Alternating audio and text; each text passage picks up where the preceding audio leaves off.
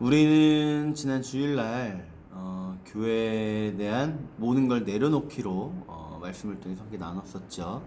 그래서 어제는 다른 내용으로 해서 우리의 열망으로 있던 게 건강한 열망이었던 게 탐심으로 변했던 적이 있었나, 네, 그런 내용을 나눴었고요. 오늘은 이제 그 설교의 내용 중에서는 교회의 틀을 내려놓자 이런 이야기를 했었어요. 그러면서 교회는 이래야 된다 저래야 된다라고 하는 내 나름의 틀을 가지고 있었고, 또 그 틀이 나만의 기준이다 보니까 처음 교회를 나오는 사람이라던가 여러 우리 교회와는 지금까지는 전혀 관련이 없던 사람들이 이제 처음 교회를 나왔을 때 그 교회를 나오는데 많은 그 벽이 될 수 있을 수도 있다, 네, 그런 얘기를 나눴었습니다. 그래서 그 이야기의 일환으로 오늘은 나만의 기준을 좀 내려놓는 시간으로 오늘 하루를 좀 삼았으면 좋겠어요. 예를 들어서 우리가 교회나 예배 시간으로 예를 들면 예배 시간은 이래야 돼라는 그런 틀이 있을 수 있잖아요. 제가 설교 시간에 얘기했듯이 수업 시간에 예배 형식이 바뀌는 것에 대해 어떻게 생각하느냐라는 질문에 대해서 신학이라든가 목회학이라든가 기독교 교육학 쪽에서는 여러 학자들이 아니라 학생들입니다.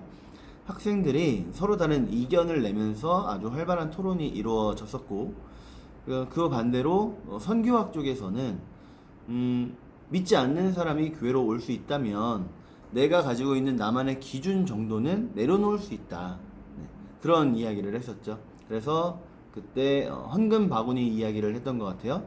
예배 시간에 헌금할 때 그 헌금 바구니를 돌려야 하냐, 아니면 그냥 들어오면서 낼 수 있게 해도 되느냐, 혹은 요즘으로 치면 이제 입금도 많이 하시죠. 사실 우리 교회도 입금 많이 하고 있는데 이런 틀까지도 내려놓을 수 있겠습니까? 라는 이야기를 했었어요. 그때 선교학 쪽에서는 대부분 다들 당연히 믿지 않는 사람이 교회로 들어올 수 있다면, 처음 믿음을 가질 수 있다면 얼마든지 우리는 그 틀을 내려놓아야 된다고 생각한다 라는 게 주된 그 흐름이었다라고 말씀을 드렸죠. 그래서 오늘 하루 동안은 우리가 내가 사랑하는 나의 교회를 위해 한번 고민해 봤으면 좋겠어요. 내가 나만의 틀로 갖고 있던 것이 있나? 혹시 내가 교회는 이래야 돼 라는 틀이 있었다면, 내 안에 있었다면, 그리고 예배 시간은 이렇게 해야 돼 라는 그런 틀이 있었다면, 내려놓을 수 있는 어떤 것들이 있을까? 우리가 분명히 이야기했죠. 내려놓을 건 다 내려놓는데 본질은 유지한다. 본질은 갖고 있는 거예요. 본질은 갖고 있으면서 그 본질을 지키기 위해서 주변의 비본질을 얼마든지 내려놓을 수 있는, 그런 모습이 되자라는 이야기를 했었죠.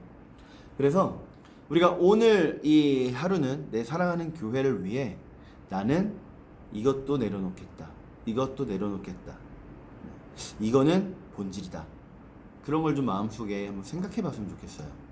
어쩌면 지금 생각하는 게 또 새롭게 내 안에 비본질이 돼서 내 안에 나만의 틀이 돼버릴 수도 있겠지만, 한 번쯤은 우리가 생각해 보면 좋을 것 같아요. 내 안에 교회는 이래야 돼 라고 하는, 예배 시간엔 이렇게 해야 돼 라고 하는 그런 나만의 틀이 아직 남아 있었나? 혹시 처음 교회 오는 사람들이 편하게 예배드리기에 마음에 불편함이 있을 수 있는 그런 것들이 있을 수 있지 않나? 네. 한번 돌아보는 시간을 오늘 하루 동안 좀 가져봤으면 좋겠습니다. 우리가 주일날 예배하면서, 예배드리면서 나눴던 그 말씀을 통해서 다시 이렇게 우리가 나누고 있잖아요.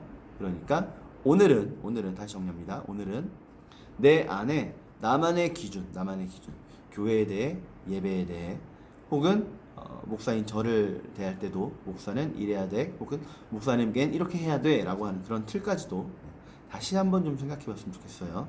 그래서 우리가 우리 교회를 위해, 또 우리의 예배를 위해 나의 내려놓아야 할 것들, 또 믿지 않는 사람들의 구원을 위해 내가 어디까지 내려놓을 수 있을까 한번 고민해보고 마음속에 정리 한번 해봅시다. 오늘 하루 동안 계속 하는 거예요. 그럼 좋은 하루 되세요.